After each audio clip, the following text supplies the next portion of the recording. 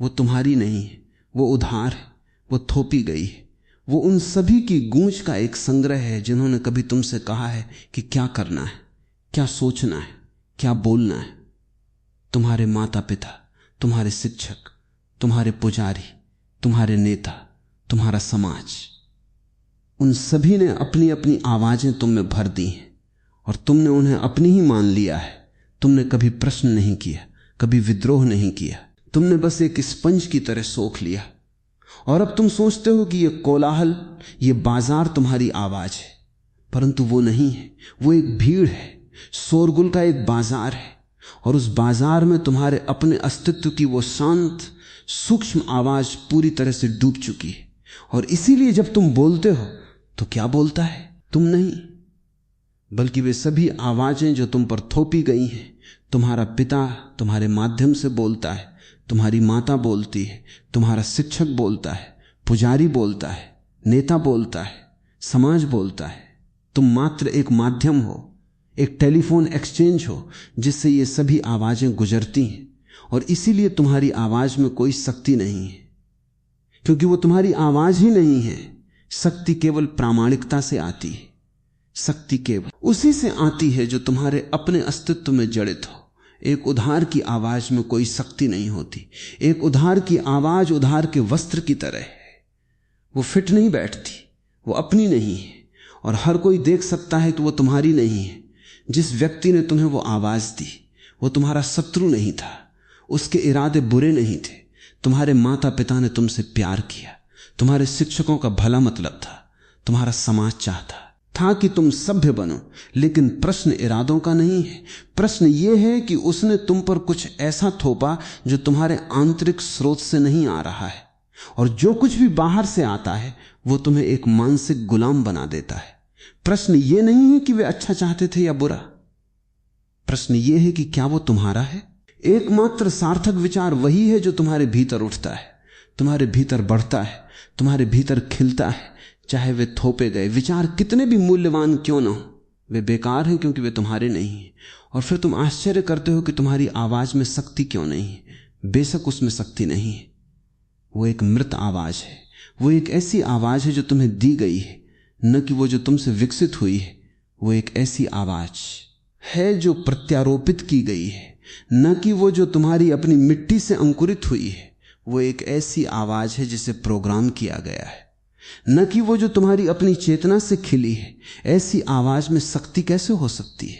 नहीं हो सकती। वो एक प्लास्टिक के फूल की तरह है। दिखने में फूल लग सकता है, क्षण भर के लिए धोखा भी दे सकता है, लेकिन उसमें सुगंध नहीं है, जीवन नहीं है, शक्ति नहीं है।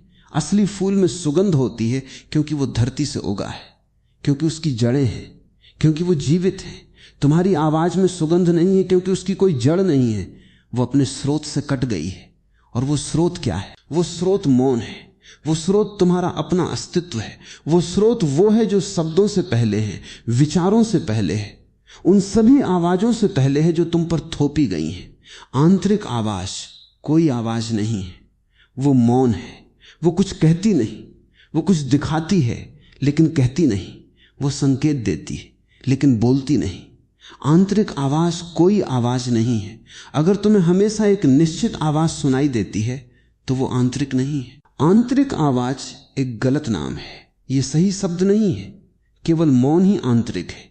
सभी आवाजें बाहर से आती हैं। उदाहरण के लिए तुम चोरी करने जा रहे हो और भीतर की आवाज कहती है चोरी मत करो, ये पाप है।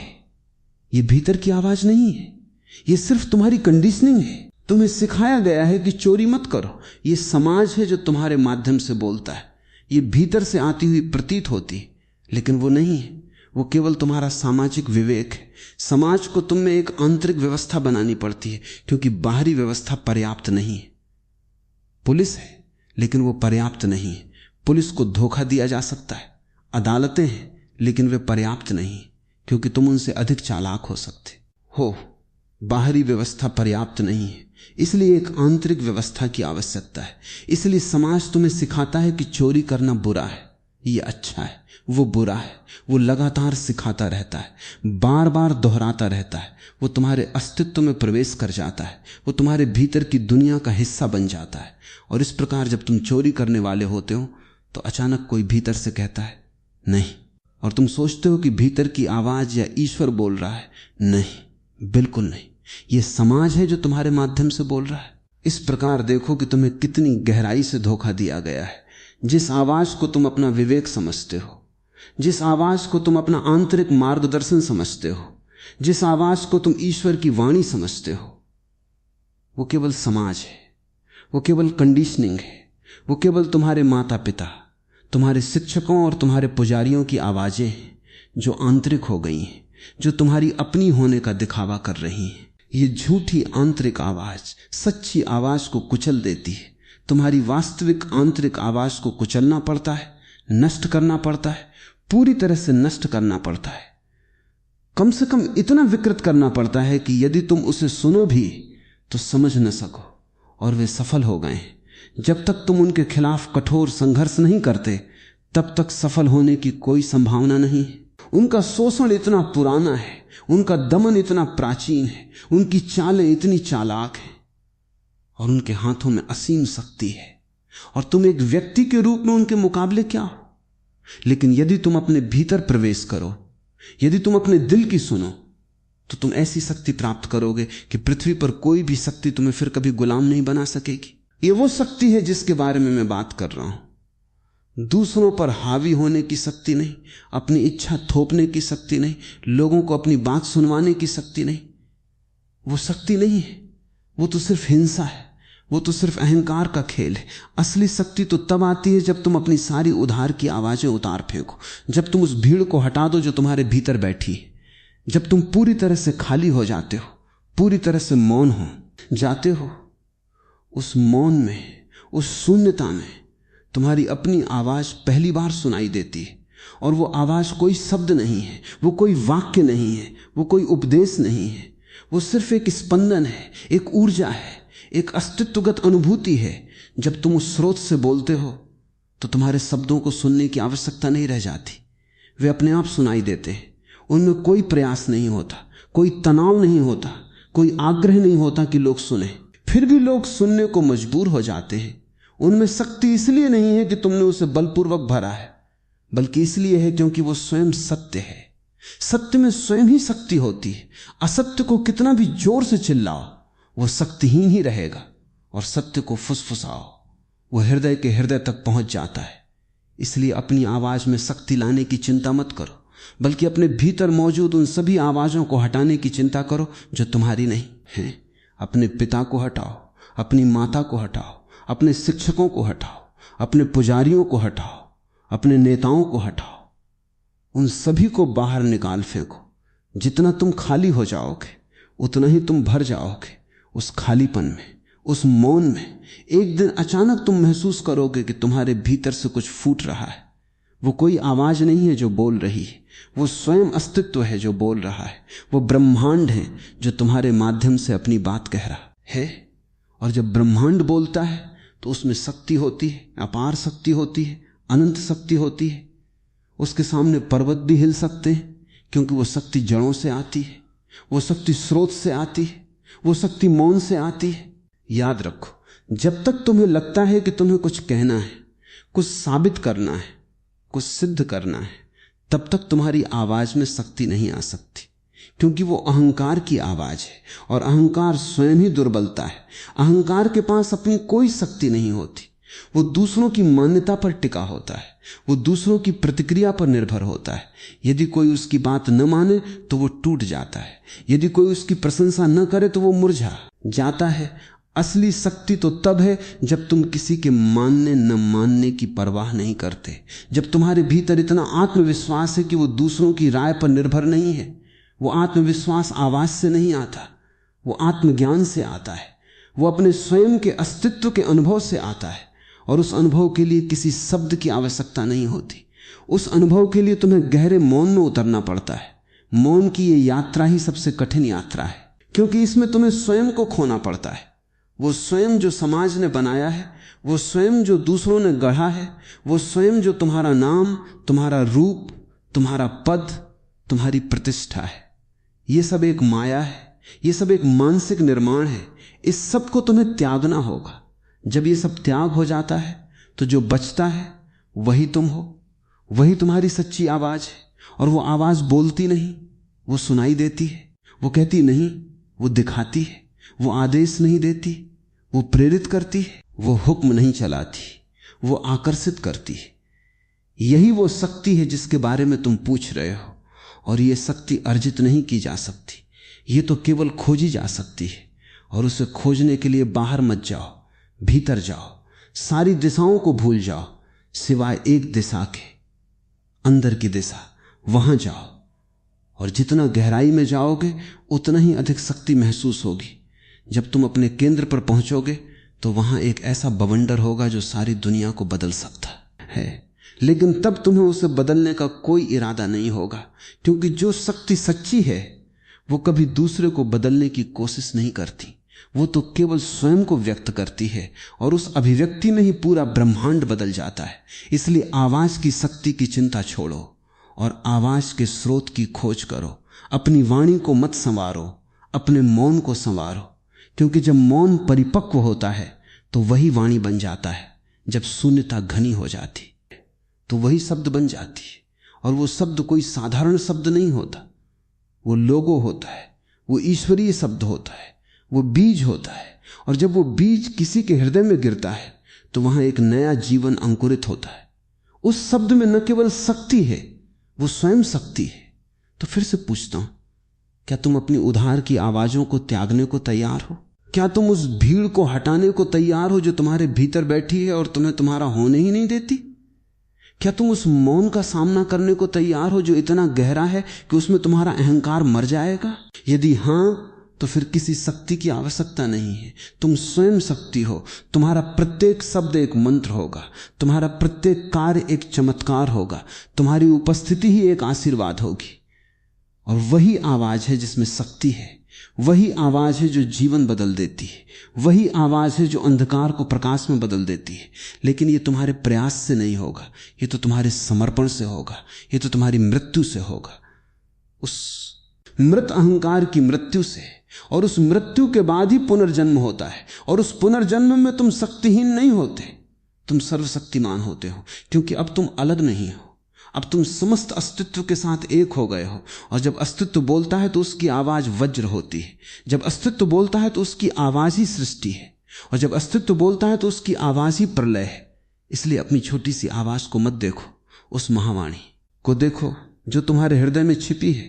बस उसे रास्ता दो, सारे पत्थर हटाओ, सारी बाधाएं हटाओ, और एक दिन जब सब कुछ साफ हो जाएगा तो वो फव्वारे की तरह फूट पड़ेगी, और उस फव्वारे की हर बूंद अमृत होगी, और जो उस अमृत को पी लेगा वो अमर हो जाएगा। यही तो गुरु का काम है, तुम्हारे भीतर के स्रोत को खोलना, तुम्हें कोई नई आवाज देना नहीं, बल्कि तुम्हारी अपनी आवाज को उसके गहनतम मौन से बाहर निकालना। यही तो मेरा प्रेम है, तुम्हें स्वयं से मिलाना, तुम्हें तुम्हारी ही शक्ति से परिचित कराना। और जब वो परिचय हो जाता है तो फिर कोई प्रश्न नहीं रहता, फिर कोई शंका नहीं रहती, फिर कोई असुरक्षा नहीं रहती। तुम ब्रह्मांड के सिंहासन पर विराजमान हो जाते हो, तुम सम्राट हो जाते हो। और उस सम्राट की आवाज में स्वतः ही शक्ति है, क्योंकि वो स्वयं शक्ति है। अब ये मत पूछो कि तुम्हारी आवाज में शक्ति क्यों नहीं है, बल्कि ये पूछो कि तुम्हारे भीतर वो मौन क्यों नहीं है जो सभी शक्तियों की जननी है। और उस मौन को खोजो, ध्यान में, प्रेम में, प्रार्थना में, या बस एक पेड़ के नीचे बैठकर आकाश को देखते हुए। क्योंकि वो मौन कहीं बाहर नहीं, वो तो तुम्हारे भीतर ही है। तुम ही वो मौन हो, तुम ही वो शक्ति हो, बस भूल गए हो। और मैं यहां हूं तुम्हें याद दिलाने के लिए, बस इतना ही। और अब इस सारी बातचीत के बाद मैं कहता हूं, एक बार अपनी आंखें बंद करो और उस शक्ति को महसूस करो जो कभी नहीं गई, जो हमेशा वहां थी। बस तुमने उसे उधार की आवाजों के शोर में दबा दिया था। उस शोर को हटाओ और देखो, तुम्हारी आवाज अब नहीं, बल्कि स्वयं ईश्वर की आवाज तुम्हारे भीतर गूंजने लगती है। और जब ईश्वर गूंजता है तो वो गूंज ही सकती है, वो गूंज ही सत्य है, वो गूंज ही मोक्ष है। और अब जब तुम इस मौन को, इस शून्यता को, इस अव्यक्त को समझने लगे हो, तब मैं तुमसे कहता हूं कि यह केवल बाहरी आवाजों को हटाने की बात नहीं है, बल्कि यह तो एक क्रांति है।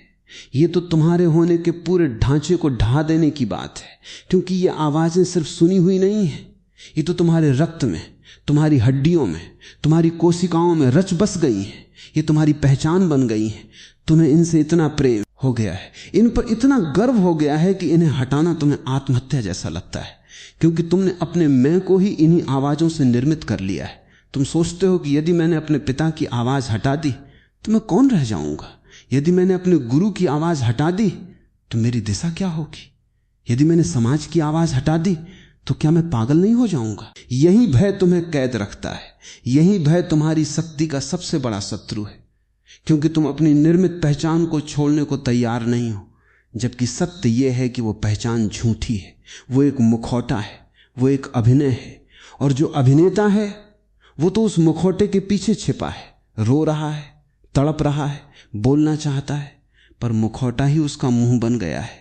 तुम्हें उस मुखौटे को फाड़ना होगा, चाहे वो कितना ही सुंदर क्यों ना हो, चाहे लोग उसकी कितनी ही प्रशंसा क्यों ना करते हो, क्योंकि जब तक वो मुखौटा है तुम्हारी असली आवाज कभी बाहर नहीं आ सकती। और जब तक वो असली आवाज बाहर नहीं आती तब तक कोई भी शब्द, कोई भी वाक्य, कोई भी चीख सब व्यर्थ है, सब बंजर है, सब मिट्टी में मिल जाने वाला सपना है। और यही कारण है कि तुम अक्सर थके हारे, निराश, उदास महसूस करते हो, क्योंकि तुम्हारी आत्मा तुम्हारे माध्यम से बोलना चाहती है और तुम बोल रहे हो वो सब जो तुम्हें बोलने को कहा गया है। ये विकृत संगीत है, ये बेसुरा नाद है, और इस बेसुरे नाद से तुम्हारा अपना हृदय भी ऊब चुका है। इसीलिए तुम्हें लगता है कि तुम जितना बोलते हो उतना ही खाली होते चले जाते हो, क्योंकि बोलने से तो ऊर्जा निकलती है, परंतु जब आवाज तुम्हारी अपनी नहीं होती तो वह ऊर्जा तुम्हें लौट कर नहीं आती, वो हवा में विलीन हो जाती है बिना कोई छाप छोड़े, और तुम और भी अधिक थक जाते हो। और अगर कोई तुम्हारी बात नहीं मानता तो तुम और भी अधिक क्रोधित हो जाते हो, और वो क्रोध तुम्हारी दुर्बलता को ही प्रकट करता है। वो प्रकट करता है कि तुम स्वयं ही अपनी बात से सहमत नहीं हो, तुम स्वयं ही अपनी बात पर विश्वास नहीं करते, क्योंकि अगर तुम सचमुच अपनी बात पर विश्वास करते तो दूसरों के मानने न मानने से तुम्हें कोई फर्क नहीं पड़ता। जिसे अपनी आवाज पर पूरा भरोसा है वो अकेले में भी उतना ही जोरदार बोलता है जितना भीड़ में, वो दर्पण के सामने भी उतना ही सत्य बोलता है जितना संसद में, क्योंकि उसकी आवाज उसकी अपनी आत्मा की अभिव्यक्ति है। और आत्मा को किसी प्रमाण की, किसी स्वीकृति की, किसी ताली की आवश्यकता नहीं होती। ये ठीक वैसे ही है जैसे सूर्य को किसी के कहने की आवश्यकता नहीं कि वो प्रकाश दे, वो तो अपने स्वभाव से ही प्रकाश देता है, और यदि कोई उसकी प्रशंसा भी ना करे तो भी वो प्रकाश देता है, और यदि कोई उसे गाली भी दे तो भी वो प्रकाश देता है। उसके प्रकाश में कोई अंतर नहीं आता, क्योंकि प्रकाश उसका स्वभाव है, उसकी शक्ति है, उसका होना है। ठीक इसी प्रकार जब तुम अपनी आत्मा से बोलते हो तो वो प्रकाश होता है, वो प्रेम होता है, वो शक्ति होती है, और उस शक्ति को न तो बढ़ाना पड़ता है न घटाना पड़ता है। वो सदा परिपूर्ण है, क्योंकि वो सीमित नहीं है, वो असीम है। वो उस अनंत चेतना की अभिव्यक्ति है जो तुम्हारे भीतर पल रही है, और वो चेतना ही तुम्हारी सच्ची आवाज है, वो चेतना ही वो मौन है जो फूटकर वाणी बन जाता है। अब जब मैं कहता हूं कि शक्ति आवाज में नहीं बल्कि मौन में है, तो तुम ये मत समझना कि मैं तुम्हें चुप रहने का उपदेश दे रहा हूं। नहीं, मैं तो तुम्हें सही अर्थों में बोलने का उपदेश दे रहा हूं, क्योंकि जो चुप है वो भी अक्सर बस दबा हुआ है, वो भी भीतर से चीख रहा है, और वो चीख उसके मौन को विषैला बना देती है। परंतु जब मैं मौन की बात करता हूं तो वो मौन दबाव नहीं है, वो विस्फोट है, वो इतनी गहरी तृप्ति है कि उसमें बोलने की कोई लालसा नहीं रहती, और फिर भी यदि वो बोलता है तो उसके शब्द उस परिपूर्णता से भरे होते हैं, उसमें कोई हिचक नहीं होती, कोई झिझक नहीं होती, कोई आकांक्षा नहीं होती कि मेरी बात सुनी जाए। वो तो बस उस ब्रह्मांडीय सत्य का एक झरना है, और जो लोग प्यासे हैं वे उस झरने की ओर अपने आप आ जाते हैं। उसे किसी को बुलाने की, पुकारने की, चिल्लाने की आवश्यकता नहीं होती। शक्ति तो आकर्षण है, आग्रह नहीं।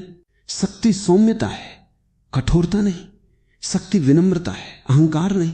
और यही कारण है कि जीसस के शब्दों में शक्ति थी, हालांकि वे क्रूस पर चढ़ते समय चुप थे।